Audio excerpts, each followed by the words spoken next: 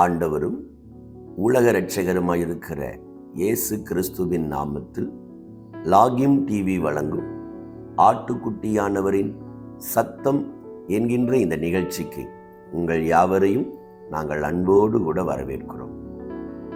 பரிசுத்த வேதாகமத்தில் ஏசாயா எழுதின தீர்க்கதரிசன புத்தகம் 18ஆம் அதிகாரம் 4ஆம் வசனத்தை நான் உங்களுக்காக வாசிக்கிறேன். என் வாசஸ்தலத்திலிருந்து கண்ணோக்குவேன் என்று கர்த்தர் என்னுடனே சொன்னார். என் வாசஸ்தலத்திலிருந்து கண்ணோக்குவேன். ஆண்டவர் அவருடைய வாசஸ்தலத்திலிருந்து நம்ம பார்ப்பேன் அப்படிங்கிறார். அவருடைய வாசஸ்தலத்தில் இருந்து உங்க குடும்பத்தை ஆண்டவர் பார்க்கிறார். அவருடைய வாசஸ்தலத்திலிருந்து நீங்க செய்கிற தொழிலை ஆண்டவர் பார்க்கிறார்.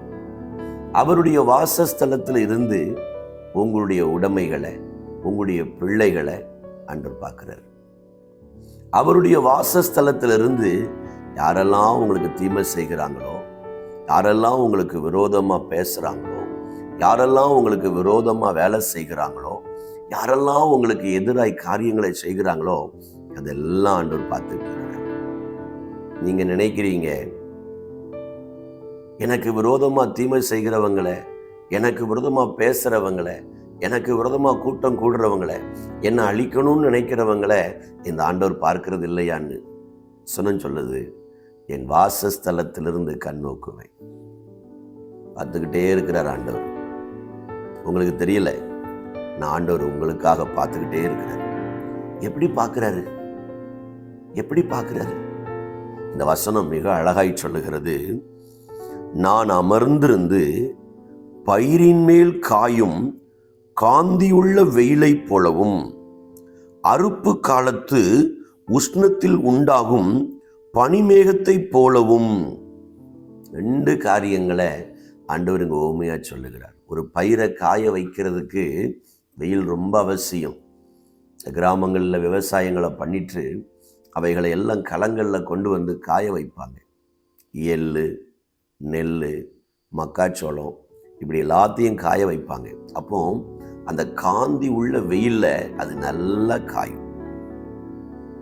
அதே மாதிரி இங்க சொல்லப்பட்டிருக்கிறது, அறுப்பு காலத்து உஷ்ணத்தில் உண்டாகும் பனி மேகத்தை போலவும்.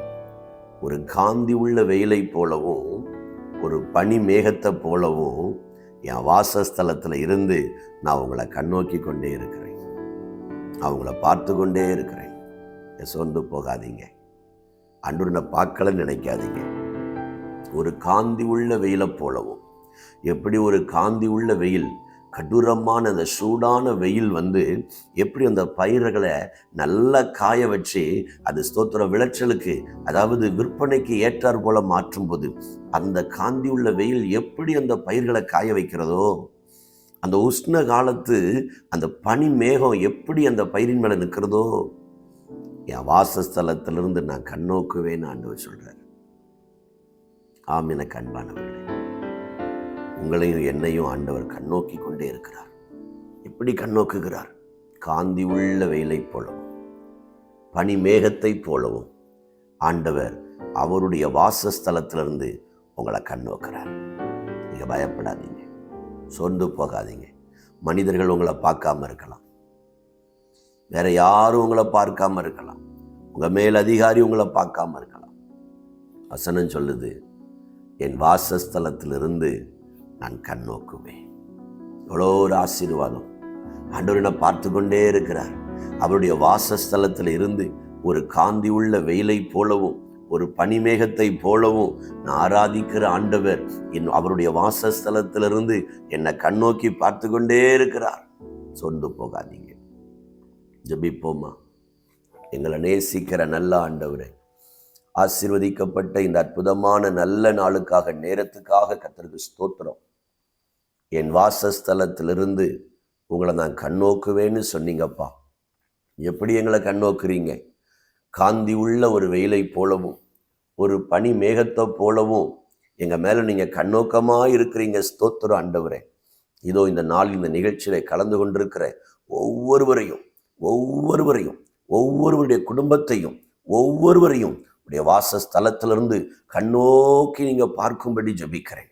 காந்தி உள்ள வெயிலை போலவும் பனி மேகத்தை போலவும் உடைய வாசஸ்தலத்திலிருந்து அவர்களை கண்ணோக்கி பார்த்து அவர்களை ஆசீர்வதிப்பீராக. இயேசுவின் வல்லமையுள்ள நாமத்தினாலே அவர்களுக்கு ஒரு ஆசீர்வாதம் உண்டாகட்டும்னு ஜெபிக்கிறேன். இவர்களுக்கு ஒரு அற்புதம் நடக்கட்டும்னு ஜெபிக்கிறேன்.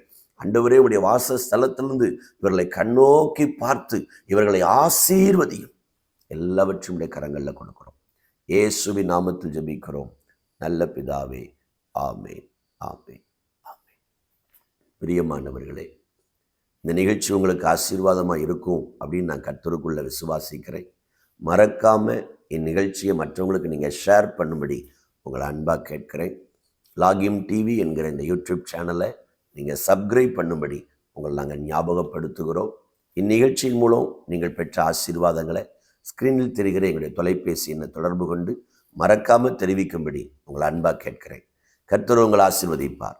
God bless you.